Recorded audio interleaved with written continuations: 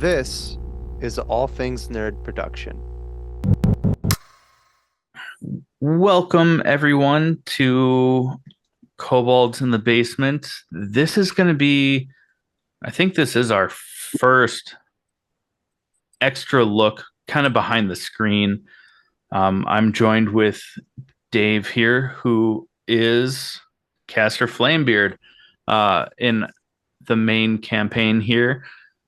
We're just kind of going to talk about some behind the scenes. He's a veteran DM compared to me, at least, where this is my first campaign. And we're just going to talk about our DM strategies and have some conversations and things that we like and don't like about DMing. So, welcome, Dave. Yeah, thanks. I think we were going to call these Botched Rolls is our side conversations. Yeah. I think that's the name we were workshopping. Yeah, I like that because we can talk about really just about anything, especially when you're hoping for lesser rolls and they overdo it, or when you really want to tell them something and then they just fail. Yep. So, Dave, how long have you been DMing? How many campaigns have you DM'd, including the side campaigns, the job boards, all that sort of thing? So I've been DMing now for about 4 years. Started off with the kids campaign for my son and some other friends, kids like Alan's, who's in a campaign that I run with Chad. And then I have run that campaign, and then I ran our first campaign, and then I ran our side job board one, and then the current one that you're playing in. So that's my fourth campaign. Okay. And they've gotten bigger and more complex every time I go. I'm so excited with the current campaign that we're in. I have so much so far ahead planned. It's frightening. Oh. So let's get right into that. So you have a lot planned. Yep. How many side stories do you have set up without giving away details? Because obviously I'm playing in that campaign, but how many like side stories? How far in advance do you try and plan, knowing that at any moment it can be just side railed? Like, how do you approach that? So I try to plan as best I can for at least one session's worth ahead, as best as I can. Because you should have a pretty good idea at the end of your one session where you're going next, at least to start. And Yeah. so you plan, and then I like to plan, all right, several possible options off of that if I can, that hopefully aren't too complex unless they sound really cool, and then I will make them sound extra shiny to my players and really try to entice them to go that way. So I'll plan like 2 or 3 options, like, hey, they're going to go to this town. I want this, this, and this to happen, to present them these choices. Because I always want my players to have the choice of where they're going. I don't want to force them down a single path and be like, hey, this is where you're going. This is, I don't want that on rails kind of feeling. I want them to be able to feel like they're going where they want to go, even if I do manipulate them behind the scenes with NPCs or whatever to push them ways I want them to go. Right. And then as for side quests, I will always try to work in something from each player's backstory into my campaigns. I think that's, makes the players feel more involved. Mm-hmm. And then, so I always will try to work those in at some point. That we have one player who tries to, as soon as I give him any nugget of that, he tries to like jump on it like right immediately. I was like, no, wait, just wait. It'll happen. Just wait. Is that me? Because I feel like I do that. You're not as bad as somebody else. But now I know who. Cool. Because I thought that could have been me. No, the stuff you're referencing, I had planned to be early on. I needed somewhere to kick off, and uh, so I decided just since you gave me a good backstory and a lot to work with, I kicked off with with your stuff. But I've got five other players I got to work in, and I've only worked in really one other, kind of possibly two others so far. Okay. So, but as for other side quests, most of those I make up on the fly. Uh, if I, it's like I'll just have this random idea pop into my head one night, and I'll just write it down, and be like, "Ooh, that'd be fun to have them do this," or "This could be a really cool option." I mean, heck, my main campaign plot, I've shifted. Already. Oh yeah, yeah. I had some really big, super grandiose plans, and it's still, I'm still planning big scale stuff because that feels cooler when you're involved in much larger things. And but I've shifted things. I've had some cooler ideas come along that's been inspired by other things. I was like, ooh, that sounds better and more feasible, I think is uh, the way to put it. Because sometimes you try to think of these huge earth shaking ideas. You're like, would that actually happen? Or would the players actually have such an impact on such a massive thing? Like, this is intercontinental war. It's like, all right, how can the players really have an impact on that? Right. Yeah, that's something that I've really struggled with my first campaign was I definitely well, let's just be blunt about it. I bit off way more than I could chew right off the bat. Um, Well, yeah, you chose a campaign setting and then tried to alter it and to then fit a story to instead fit of us. the other way around. Yeah, So yeah, it was I think that with some of the things that we've talked about without giving you too many details, you gave me some good things to think about as a way to make it work, but it completely threw so much of what I had hoped for to the fucking wind. oh Like, yeah, and and and that's gonna happen. And I'm fully expecting for my campaign with you guys to have to shift things over and over again. But that's why you try to plan out a lot of, you don't plan out exact events, you plan out major milestones that you want to happen, and then you guide the players to those milestones. yeah, So that's how I'm working things. It's like, all right, how they get there is up to you, up to the players, but I'm going to get them there somehow if I can. yeah, like they're almost like pre-marked bookmarks. Like when we get to this point, like something along these lines should happen. At least that's where I'm looking at, again, at for the story that I wanted to tell, I should have just spent a little bit more time for a true homebrewed world. Um, but I didn't. It's my first time DMing, so that's on me. But there's ways to salvage it, at least so far, hopefully.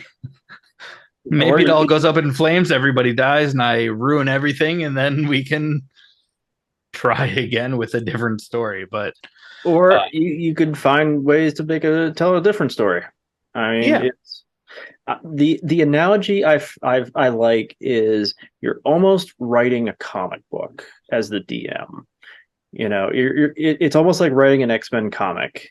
The players are the team of X-Men, and then you're writing whatever the heck they're going through for that series.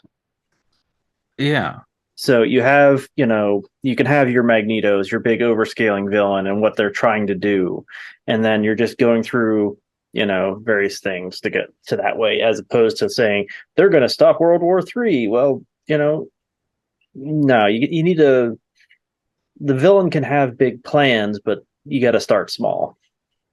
Yeah. Yeah, I also didn't really grasp how to scale because I had like a general outline, but I didn't know how to go from we're in this setting, a few things happened, and I didn't have a whole lot written in the middle because I was like, oh, that will develop. And I hit snags very quickly. There's a couple of things just in our first session that didn't happen. And I was like, I was hoping for that to happen because I knew what would happen next. Um, And and if you had a cool battle map, you save it and you reuse it later. right, I'm starting to, I'm learning to be a lot more flexible uh, with that. So I have a bunch of stuff up. I mean, we're playing digitally because we're across the country from each other. I mean, you're on the pretty close to the East Coast. I mean, Eastern time zone. I'm Midwest. Shalom's in the Midwest, and Steven, it's a flip of a coin depending on the day where he is because he's a truck driver. Yeah. Um, and same with, I mean, it seems like a lot of the people in your current campaign are fairly spread. Oh yeah, we've got two in New York City, one in the Baltimore area, you in out in the Minnesota. We've got Steve who is wherever.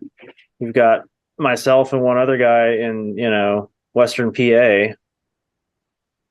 So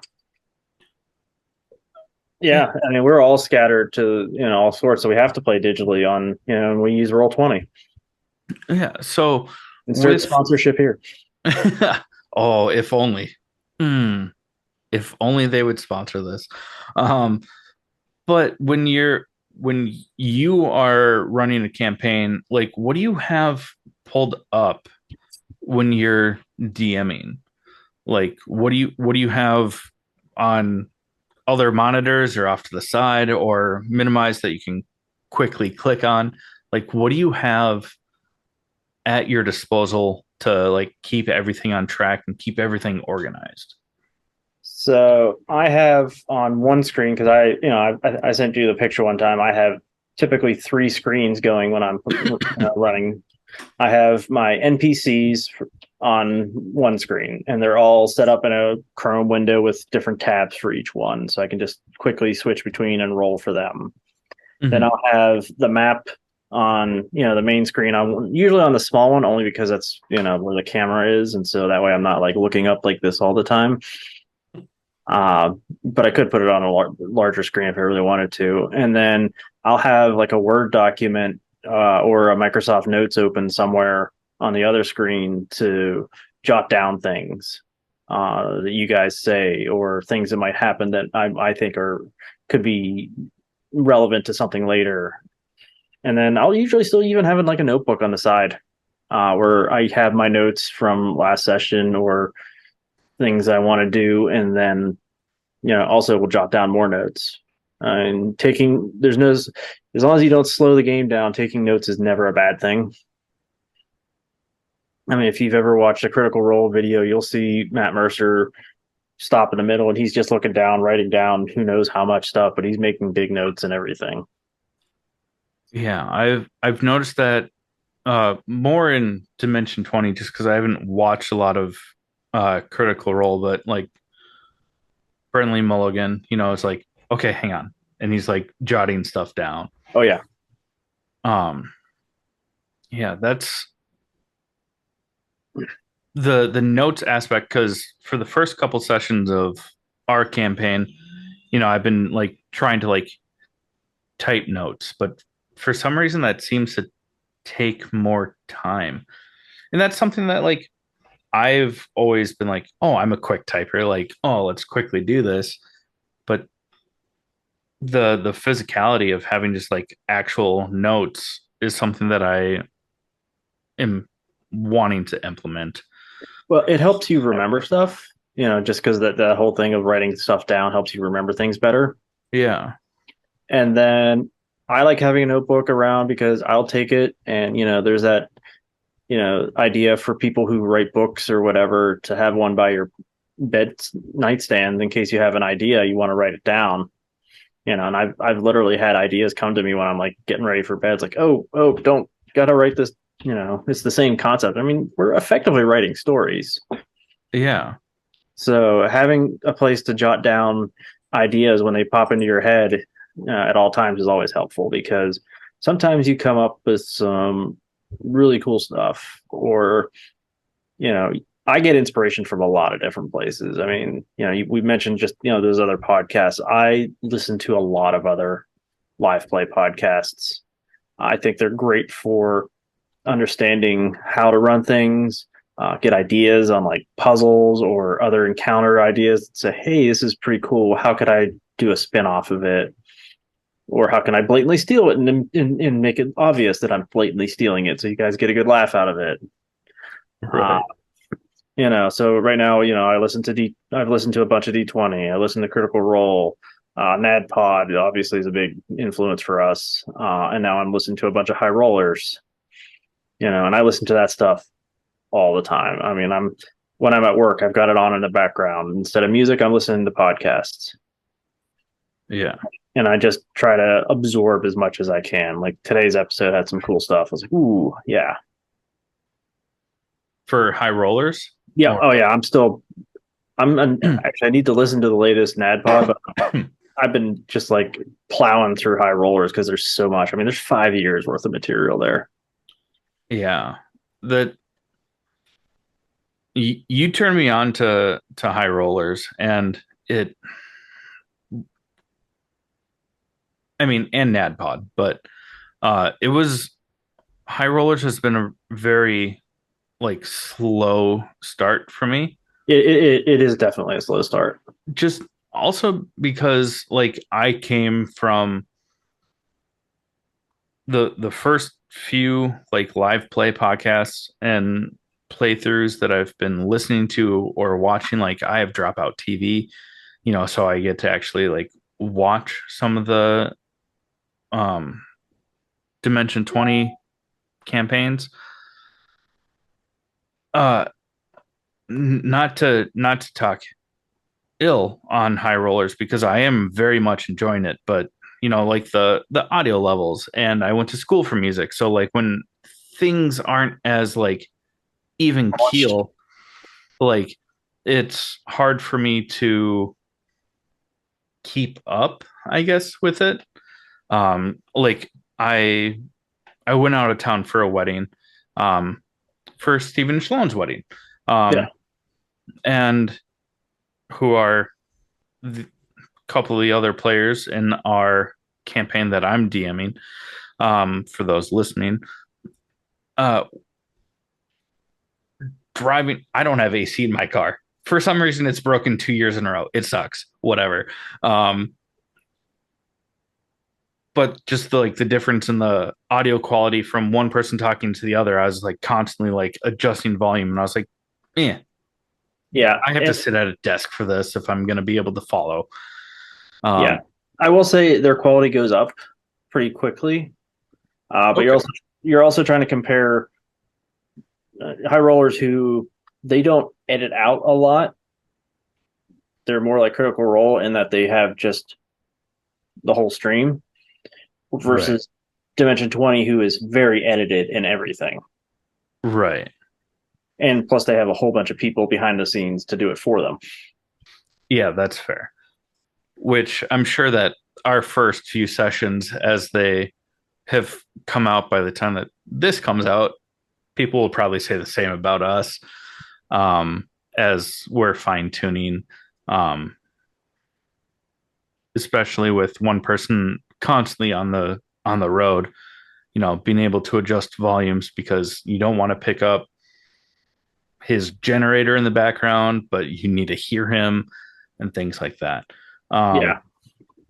But I will say, high rollers, there is one player in particular who is just an absolute delight. He keeps the RP to his players so authentically and so to such a hilarious level that it just adds so much comedy and great moments to it. Can't remember his name, but the one that constantly is like, "Oh, my pajamas," like, Yeah, "Daddy." yeah. Lucian is the character. Lucian. Yeah. Chris Toth is the player, and yeah, he. I'm an episode like 32 or something right now, and yeah, he's still keeping it, genuine to how that guy would play. But he's giving him growth. But there's just moments where it's, one of them was almost out of a movie. I mean, you saw the D&D movie, and Yeah. remember when they were in the graveyard and they had to ask that guy, they're doing like speak with dead, and they're asking the dead guy questions, and he's like, really? And then they're just burning questions. Yeah. Yeah, he did that, only on in a much more serious situation. Oh, that's fantastic. I'm so eager. I am enjoying the show. Like, I'm not trying to talk ill on the show. It just, No, because Mark Humes, I think is his name, is a really good DM. yeah. He's doing and brutal. His I encounters I are like, noticed to the point where, like, oh, you have stuff in, you have a shield and a sword. Like, you got to put that sword away if you want to like cast a spell because you need a free hand. well, that's technically in the 5e rules. It technically is, but so many other like playthroughs and stuff like that don't follow those rules.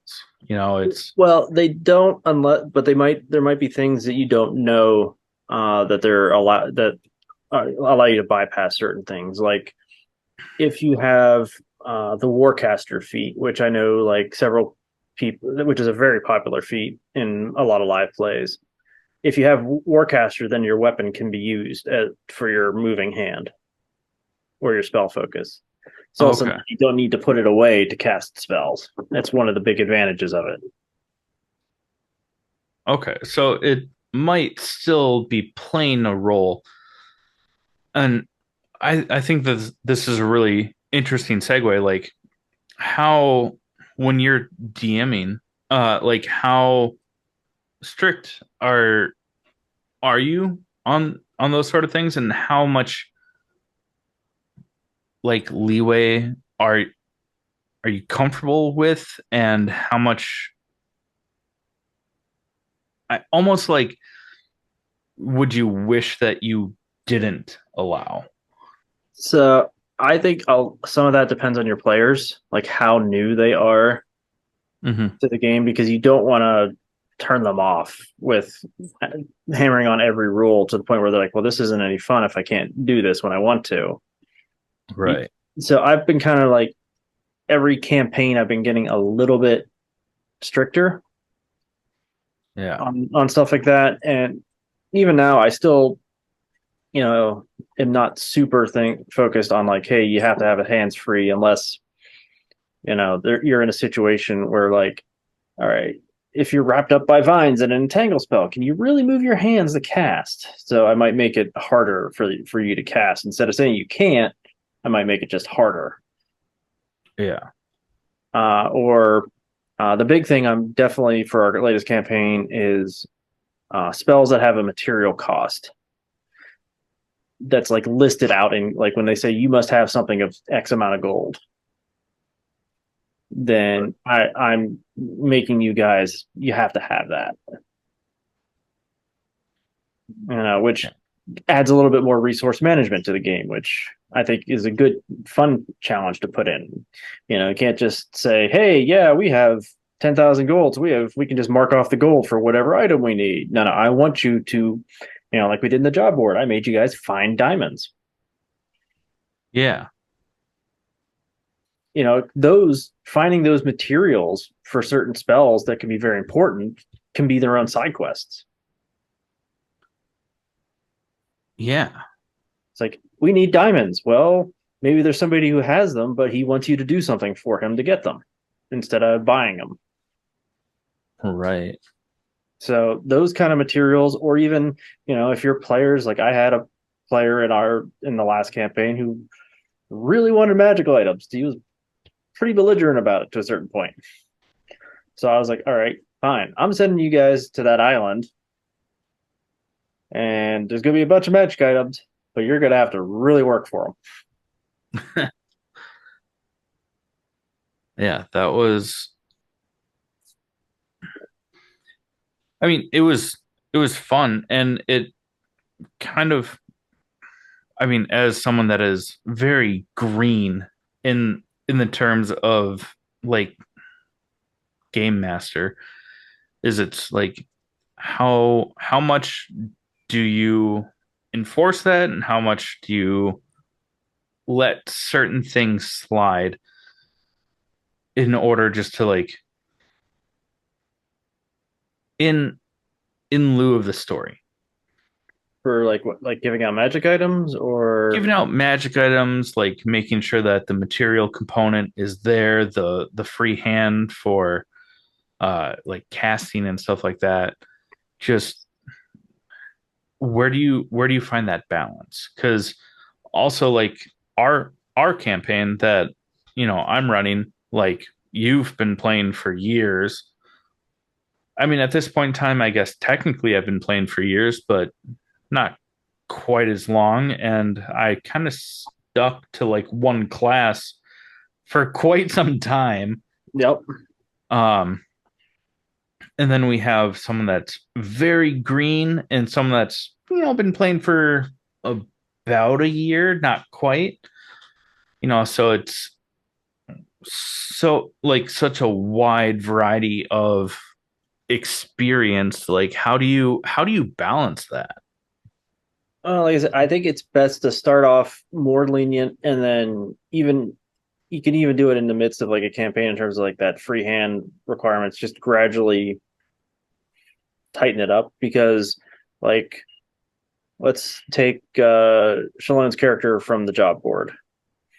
She was a Hexblade Warlock, so to cast spells, she would technically want a free hand, but as a Pact of the Blade, she can use her weapon, her bonded weapon, as a focus. So it wasn't breaking any rules that way.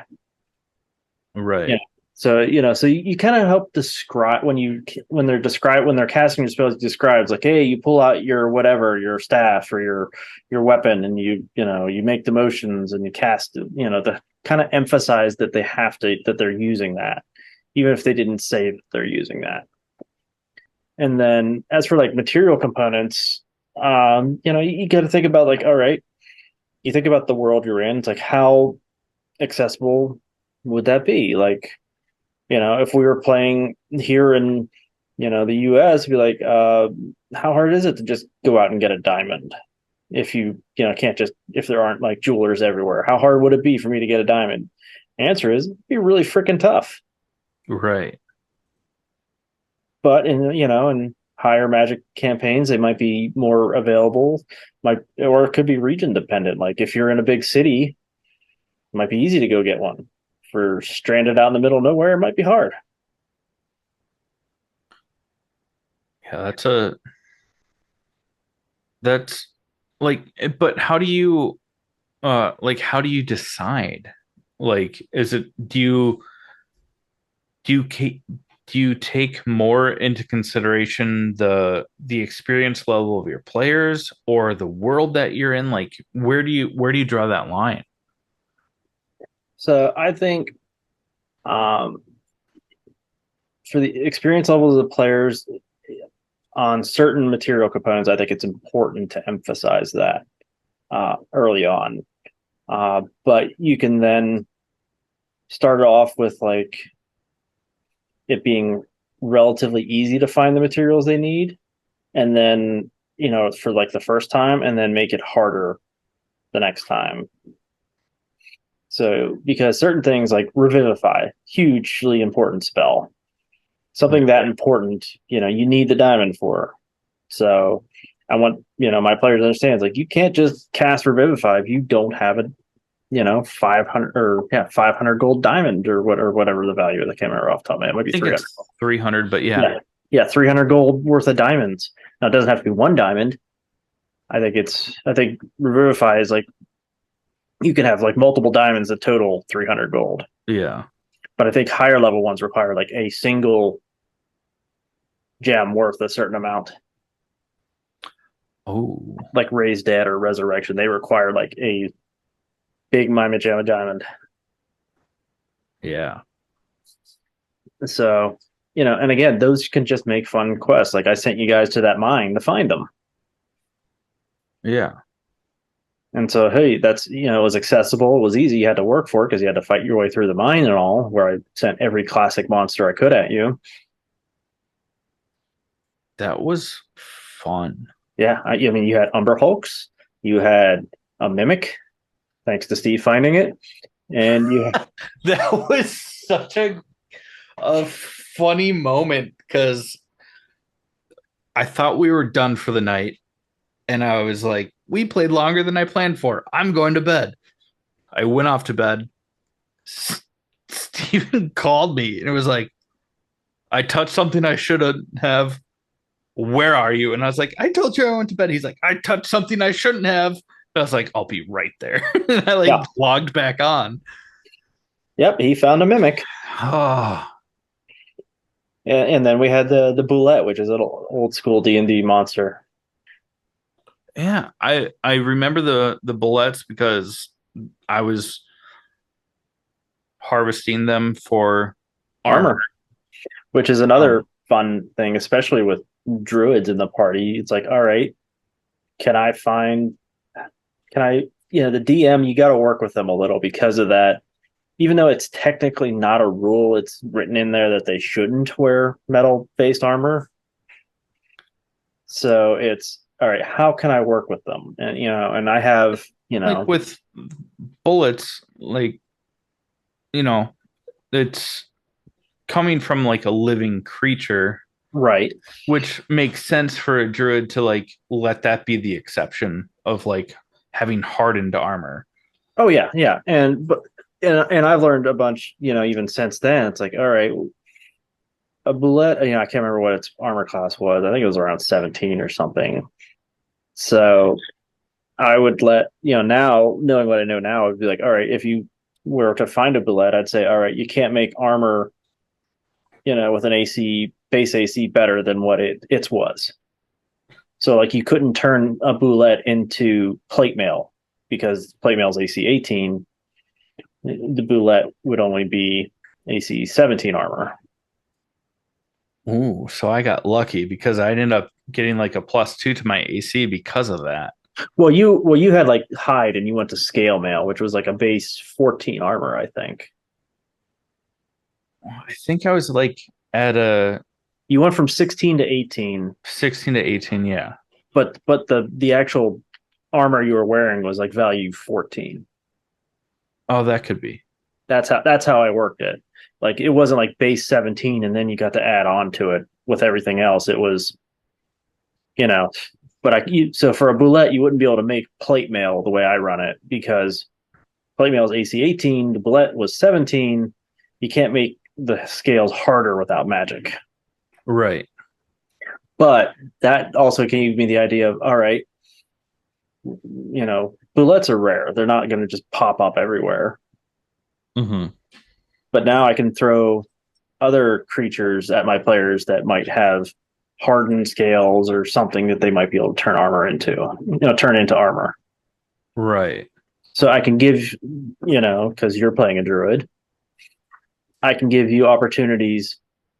Hey, here's something that's better than what you have if you, think about harvesting it, but it's not super good. I can gradually work you up to better armor throughout the game without making you feel bad about being stuck in hide armor forever until you find a magical set.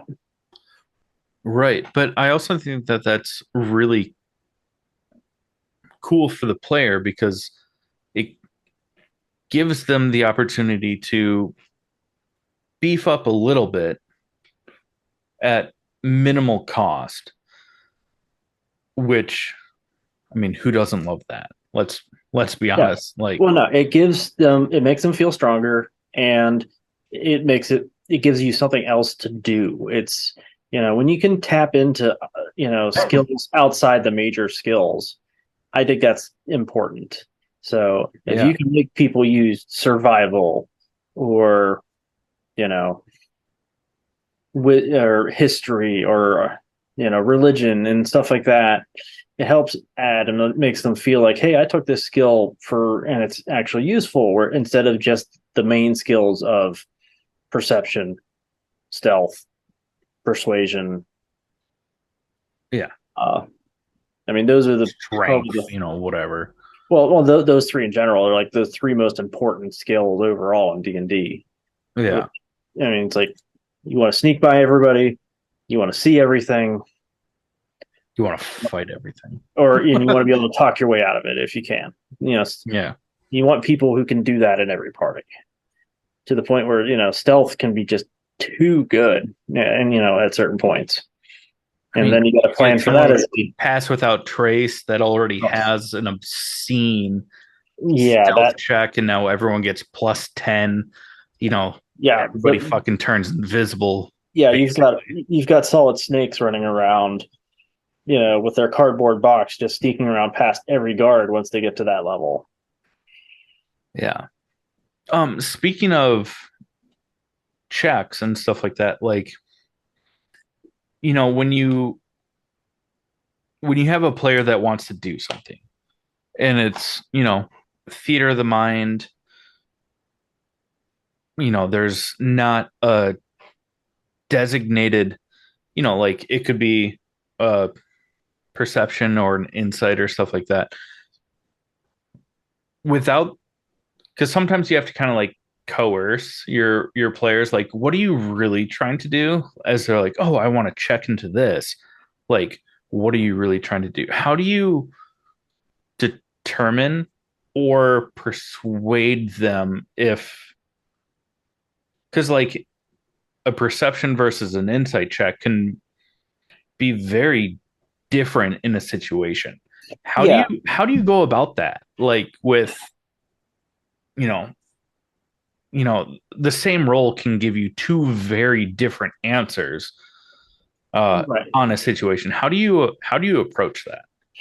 So I mean, you can find some good guidance out there, but I like the guidelines of like, all right, if it's a perception check, then it's something that you're physically looking for. Right. So it's like, all right, are you trying to see if that guy is concealing a weapon?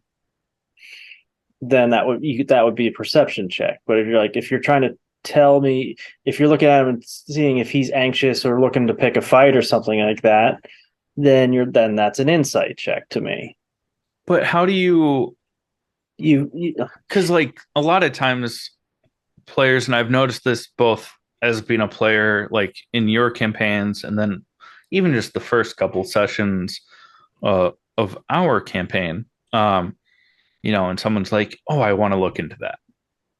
Okay, what are you looking for? Do you want to do this or do you want to do this? And in your mind, you already know, like, as the GM, like, are, if they want to look for this, this is the range, what they will or will not find, or this is the range of what they will or will not find based on what they're doing. Like, how do you present that to players where it's like, if they're wanting to just perceive something or get insight into something, like, do you try and like subconsciously like lean them towards the thing that'll get them more answers, or do you just like leave it up to them, and then if they, I don't want to say choose wrong because they still get information from it, but if they just like are like, yeah, I just want to like perceive what's going on, and you're like, oh, you should have done an insight to get obviously insight into the situation. Like, how do you balance that to where you're not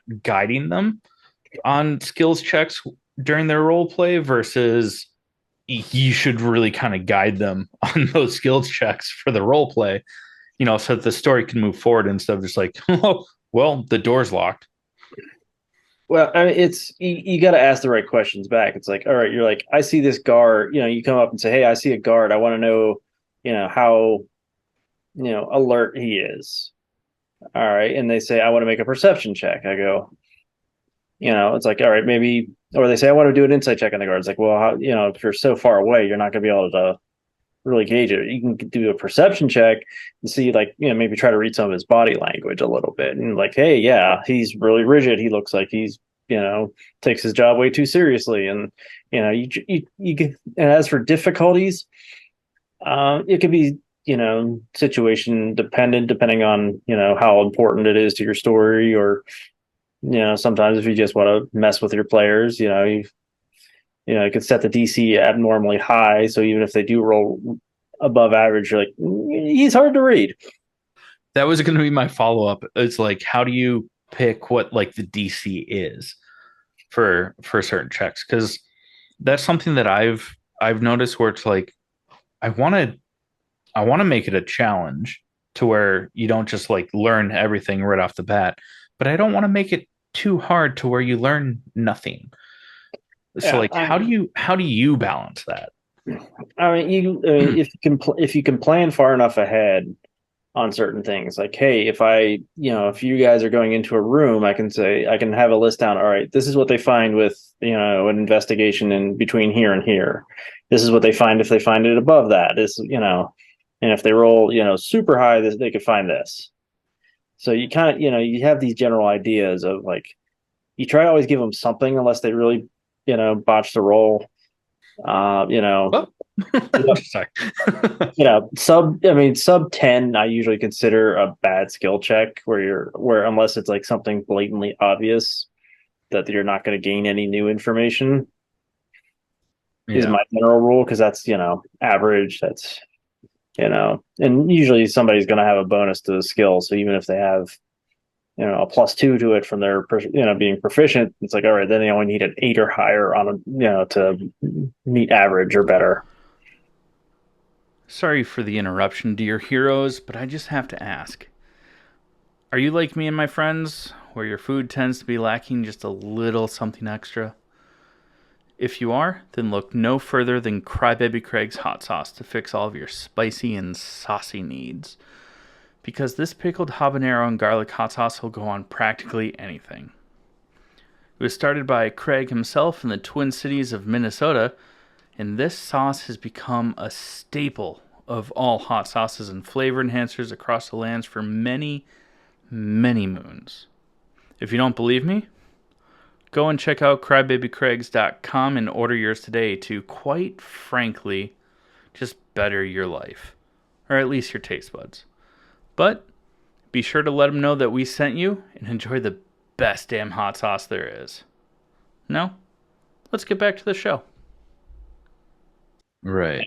But then certain things are like, hey, I want to scale this wall like a parkour expert and everything. Well, that's going to be some serious acrobatics and possibly some strength checks. I know that people listening will not understand why I find that so funny, but from my first ever campaign of yours, where I was like, yeah, I'm gonna jump off this wagon and get on the roof, and then I rolled a 2, or it was less than 5, and I just the best part was nobody in the party could get over that. Every, like, 4 people, nobody got over a 10 on their like athletics or acrobatics checks to get over it. Just to pile up. And yeah, I even forgot in terms of campaigns, I forgot the Rick and Morty little quick adventure, so that would be 5. Yeah, that was my introduction. Yep. And then we went into the next campaign, and I basically just like took the same character, but just also at that point in time, I was like, I don't know what I'm doing, so I didn't like invest in a lot of backstory or anything like that. Speaking of backstory, how do you feel about just theater of the mind in general? I know that we talked a little bit off camera about this, and different situations, but for the record, how do you deal with like theater of the, especially because everything is digital for the campaigns that we've been running. It's not like a tabletop where like a physical tabletop where everyone can like read off of each other, and Yeah. better or worse, not everyone is always fully engaged when it comes to like theater of the mind. Um, when it's all on a digital platform, like first off, how do you feel about theater of the mind when it comes to digital playing, and virtual distances and stuff like that? And how do you navigate that? So it's something I've probably struggled with, especially even now, because I think when you're doing it all digital, uh, when you go theater of the mind, it's less immersive than it already is. And so, our group of players in particular seem to respond to having more maps. But I think it's a key point. I mean, let's face it, D&D started off all theater of the mind. Right. So you can't get away from it. So you got to get creative and you pick and choose. I think I'm leaning a lot more towards lately where like social situations and things where, combat isn't involved. You can go a lot more theater of the mind because it's going to be all talking anyway. I don't need to have a map. I can have a city map, and you guys say, "Hey, I go to the potion shop." It's like, all right, I don't need a map for the inside of the potion shop unless you guys are going to freaking try to rob it. Right. You know, and so I'm leaning more towards that. But I've also had some other ideas, and I hadn't gotten a chance to share this with you yet. But like, there was that episode in the current campaign of NADPOD or I think it was current campaign, might have been the one before. I can't remember now, where they were like scaling this big ice wall. I think that was campaign one, actually. No, it was two or three, and I think because there's like this like Cyclops who was like throwing things down on them. Oh, then that was probably campaign two, which I haven't listened to. Yeah, I think it was campaign two, and so I was like, all right, that does. I mean, it kind of translates a little bit to a map, but there's other situations where like, all right, what if instead of having a map, I just put up an image for them to show something, but then we don't put the tokens on or anything. Like if I show like big, you know, wall that they have to climb, I can just put an image up of like some cliff face. So they still have something visual, but it's not, as an interactive, because if you try to do a map for everything, it's going to slow your game down because as a DM, you can only upload so many maps and then switch between so many maps, so fast. So I think it's more Right. important, but I like the idea that I had of, even just a single image to just kind of set the stage a little bit. So it's like, all right, I can describe it and I can put it up like, here's what it looks like. And then we can go theater of the mind from there, just so they have like a little starting point in their mind of what they're looking at. Right. And to like elaborate on that, I mean, how do you I completely lost my train of thought there. Um, like theater of the mind, just like a starting image. Oh, I remember what I was going to ask now. I'm glad I checked myself through that. Um, how do you navigate with that when not everyone in the party is like on board with that? Where the full visual is how they get immersed, or how they can, for lack of better terms, pay attention, follow along. Like how do you do that? Because that's something that for our campaign, only because we're recording it, like if we weren't recording, I wouldn't feel as pressured of having less theater of the mind, and like, yeah, move your tokens around, like this is for us. I'm excited about this campaign, this story, whatever. But because we are recording this and releasing it out there, I noticed in the first couple of sessions that we've done, the first few episodes, that there's so much downtime of like people like clicking and dragging their tokens and stuff like that. or, waiting for things to load, based on their current Yeah, or location, whatever it might be, their current situation. But like, because, we also have Zoom up and running for those that don't know, so we can still see each other, we can still talk in real time, but sometimes, from casting a spell, talking about what you're doing, focusing on clicking and dragging your tokens around, like that creates a lot of downtime if someone's not narrating what they're doing.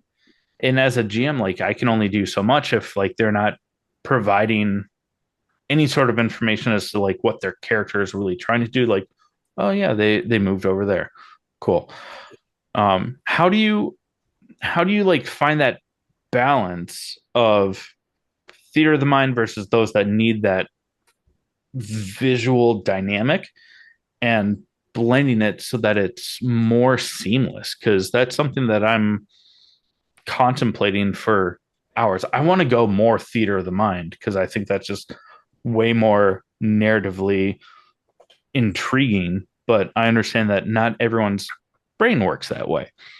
yeah, I mean, I'm a very visual person myself, but that's why I came up with the idea of like, all right, maybe if you're not doing full on maps, at least a still image to just help set the stage. And then, my plans would be to try to keep theater of the mind limited again to certain situations.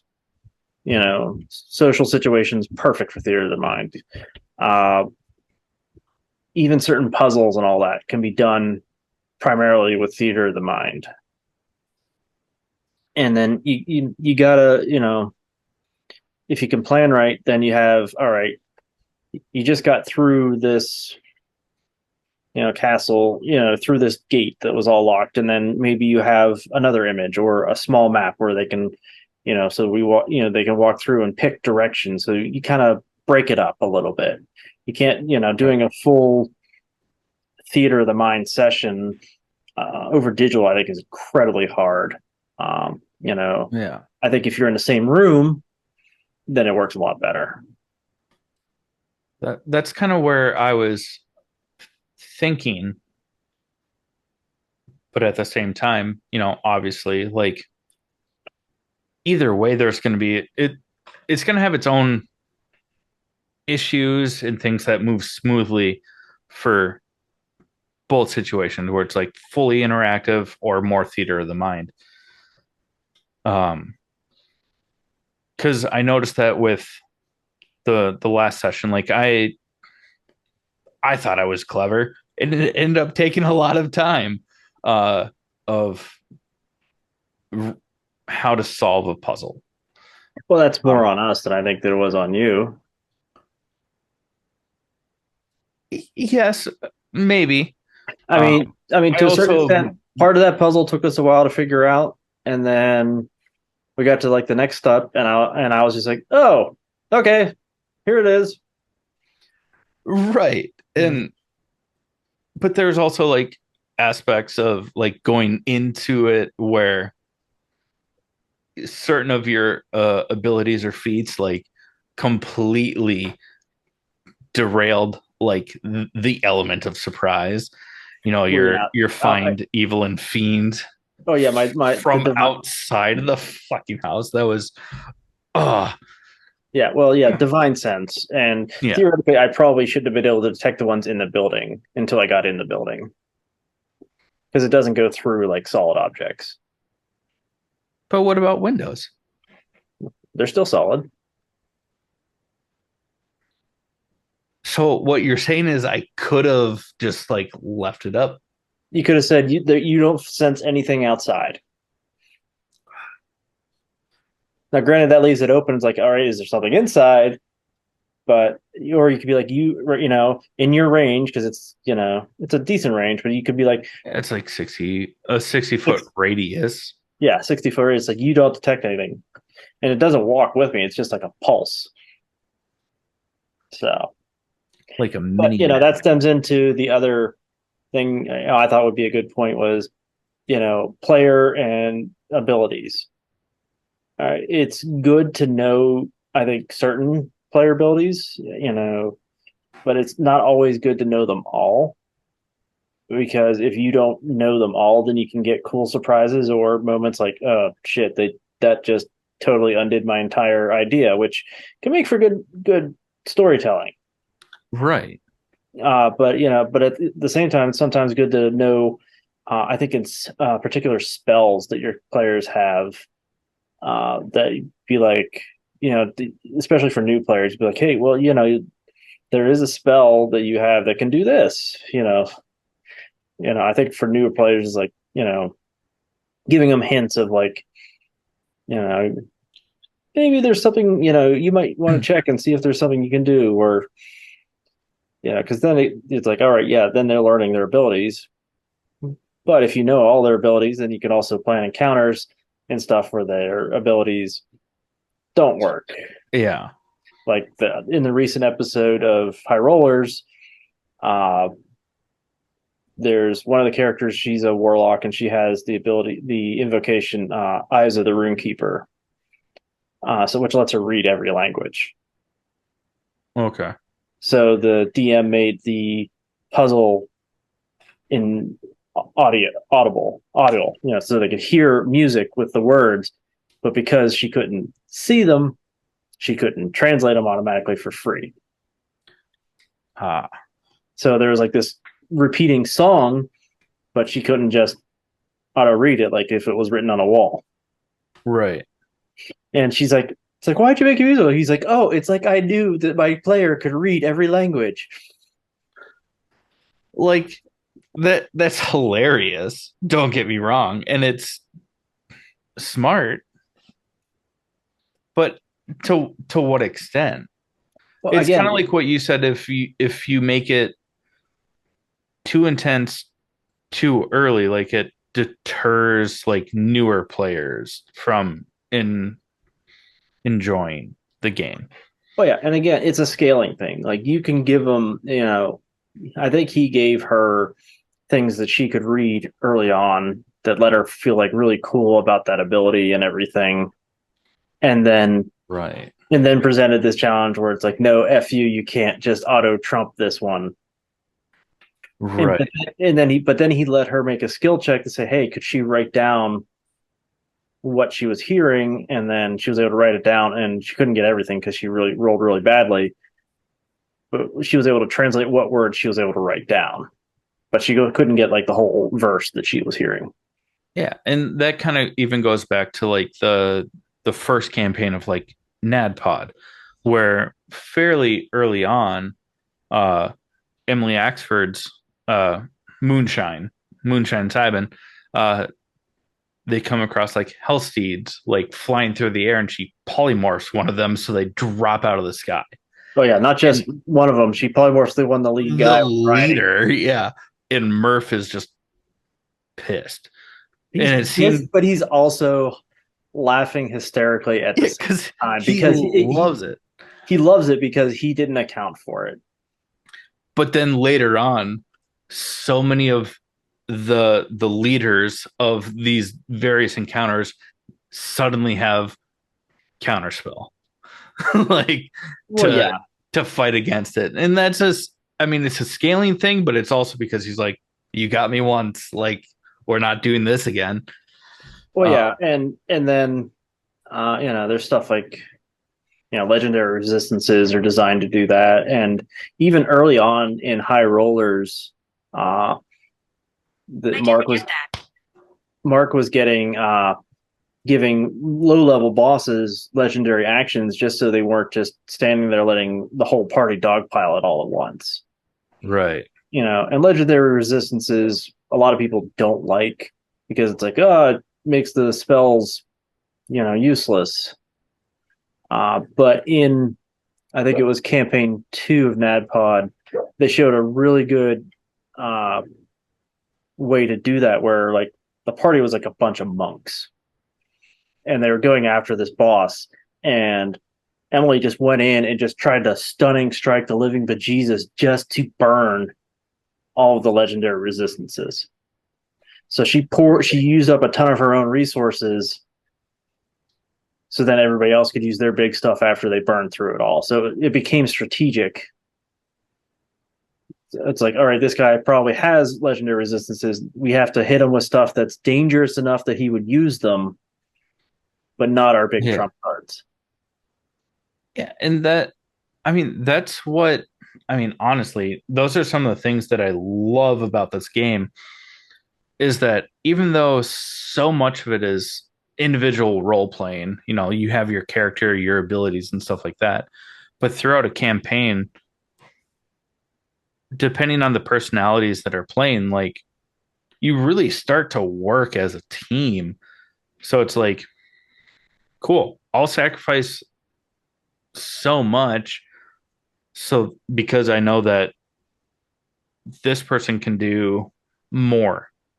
Yeah. And it even going back to the first campaign of NADPOD, it comes down to the big bad at in the finale, and Emily is using like chill touch, like a measly cantrip that most people are like, man, but it's like that was the deciding factor. Oh yeah, it was super strategic. And that's the thing when you have, I mean, Brendan Lee Mulligan like often cites that she's like the bane of his existence in terms of a DM because she's such a smart player. And when you have somebody like that, it can set up for really cool combos like that. Like I had some cool ideas of, combos we could do depending on certain spells if we get access to them. Like, that's why in like it was the end battle of the first episode for us. I was like, Shalone, drop entangle on that block of guys who just appeared behind us because now I get to hit them so much easier. Yeah. And so if you have people who really know their abilities or even just know the other people's abilities enough, like I don't want to tell Shalone like what spells to take, but if she tells me what she did take, then I can come up with ideas of how to work combo that. Exactly. Like with the latest level up. I mean that which that's probably a more team episode, but like it's like I have the spell bless. It's like all right, bless gets better the more times people are rolling attacks. Right. So if I take a ability or a feat that lets me attack more, then bless just gets better. And if somebody else does the same thing, bless just keeps stacking. So if Shalone took an ability to get like 2-weapon fighting or something, then all of a sudden my bless would have, increases its efficiency. And if Steve took something to attack twice, all of a sudden bless goes from maybe 3 rolls, extra rolls a turn to 6 extra rolls or something.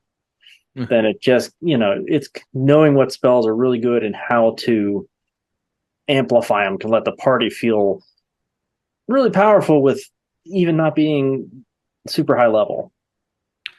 Right. And as a DM, you're just like, you know what? Okay, that's really cool. But if I was a DM, I'd be like, all right, that's badass. I'm glad you guys did that.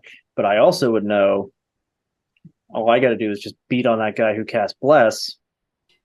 And if he breaks concentration, it all goes away. Right. Uh, so I mean, kind of to build on that, like if you have the time, I know that we're kind of Yeah, we're getting close. I got like a couple more minutes here. okay. Then we'll save a lot of this elaboration for another time. Um, just because I'm curious and I want you to be brutally honest. As a first time DM, what sort of grade would you give me as someone who is DM'd and even throughout these first few sessions, pointing out my mistakes and also behind the scenes been like, hey, no, um, like an A to F. I would say right now I'm giving you probably like a low B. I'll take that. That's way higher than I thought. I was thinking like C minus.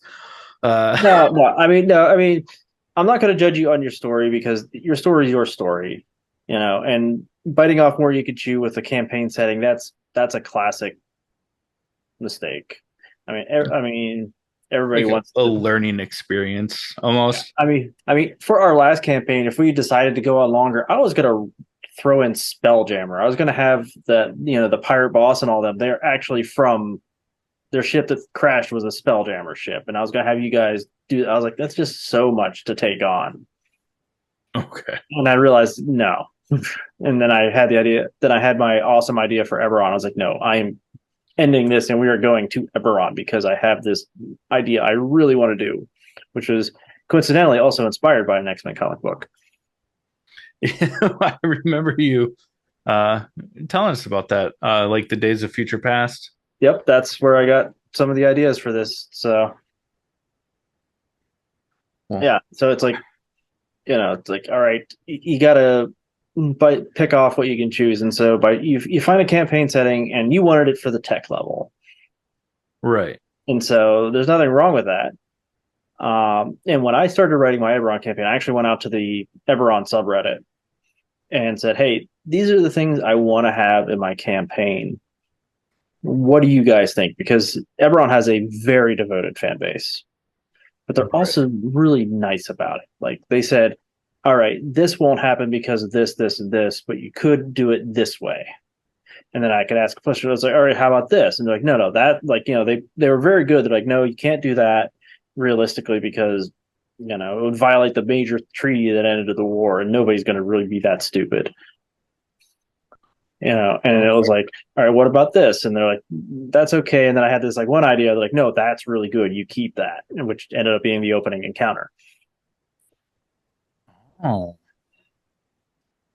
And okay. so they were super supportive. And I go onto that subreddit a lot, looking at threads, looking for ideas, asking questions.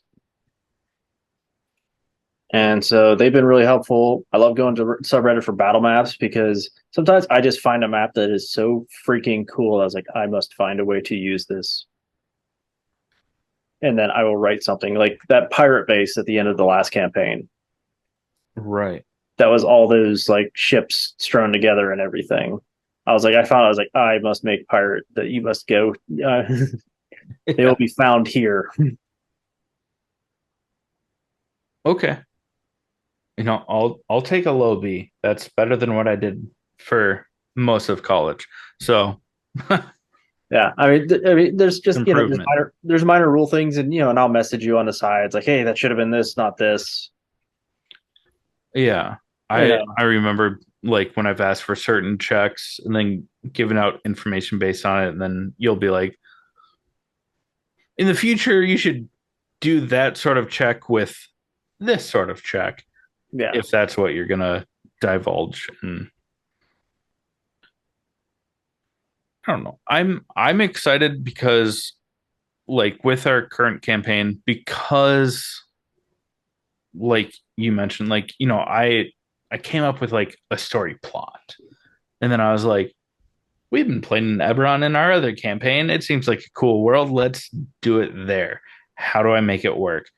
And where things aren't working, I think that it's salvageable just from like our conversations with minor details. I I have confidence, that we can correct my mistakes as oh, yeah. a I've been as a like, virgin DM. But yeah, I've been throw. I was like, hey, if it's like because if you had posted those campaign out like your opening scenario that I kind of said was kind of a big deal to the Everard forum, like, that would never happen. right. I was like, so I was like, here are ideas on how you could, redirect, get the ship back on course. Yeah. Or yeah, so that way you can tell your story the way you want. Yeah. Because I think right now it's better to try to keep your story that you're really excited about than it is to try to get. It's better to you know drop an asteroid and wipe out the dinosaurs kind of to the environment to fit your story versus adapting your story to Right.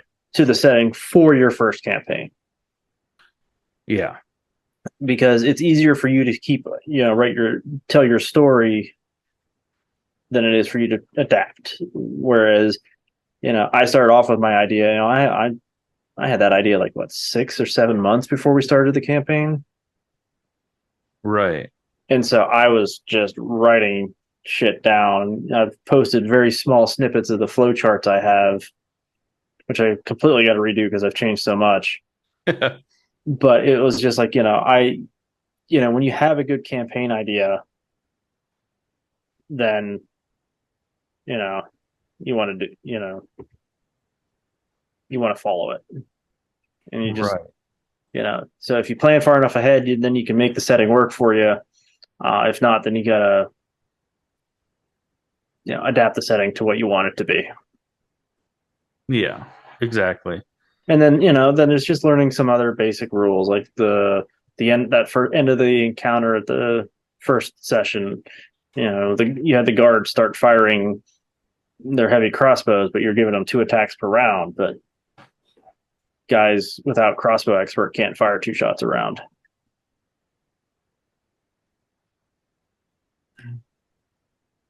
because of the loading property. Right.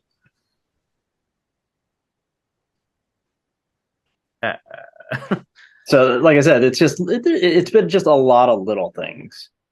Right. And I'm not trying, like, I know this is your first campaign, so I don't want to just be like, you tore down the pillars of Eberron that has been set forth by Keith Baker, and thou shalt be punished for this. Only if he promises. Then I'll be okay with it. Yeah, so I don't want to, I want you to, I don't want to make a big judgment until I, see how your story plays out. Right. And then there's, you and I have talked about my character goals and everything, and I think there's could be some really cool moments I think could really shock the other players. Oh, I want to like dive into that with being as vague as possible, but we've taken a lot of time already, so we might have to save that for our next botched rolls session. But I that's one thing with like side stories is I have ideas and they might have gotten pushed back because of my B minus rating of building this world or building this campaign in a very established world. Um, but yeah, I'm excited for it all. Yep, and we got just under 2 weeks till we play again. Yeah. So, for anyone that's listening to this, I mean, the Kobolds in the Basement podcast is a bi-weekly playthrough D&D campaign. We're currently on campaign 1, set in the future of Eberron. And so check us out wherever you find your podcasts. We're also on YouTube. Or if you want to support us, you can go to buymeacoffee.com/allthingsnerd, because this is an all things nerd production. And just wait till we start talking about what we're doing for campaign 2. Oh, I'm so excited. Homebrew to the max. Yep.